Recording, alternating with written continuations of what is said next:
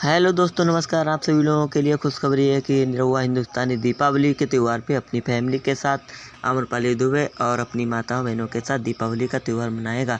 जिससे कि आप सभी लोगों को बताते हुए खुशी हो रही है कि निरहुआ हिंदुस्तानी ने सभी लोगों को बधाई देते हुए कहा है कि हमारी तरफ से देशवासियों को दीपावली की हार्दिक शुभकामनाएं, धनतेरस की हार्दिक शुभकामनाएं। आप सभी लोग प्यार और मोहब्बत बनाए रखें और हमारे वीडियो को देखते रहिए, जिससे कि आप सभी लोगों के सामने निरहुआ से रिलेटेड सभी भोजपुरी पिक्चरें का शूटिंग देखने को मिल रहा है।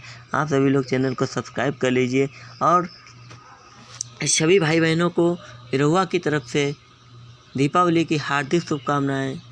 दीपावली से पहले धनतेरस और छोटी दीपावली की हार्दिक शुभकामनाएं। आप सभी लोगों का प्यार और स्नेह यूं ही बना रहे, इससे कि मैं आप सभी लोगों के लिए नए से नए वीडियो का अपडेट लाता रहूँगा। मिलते हैं दोस्तों नेक्स्ट वीडियो में। तब तक के लिए जय हिंद, जय भारत माता की जय।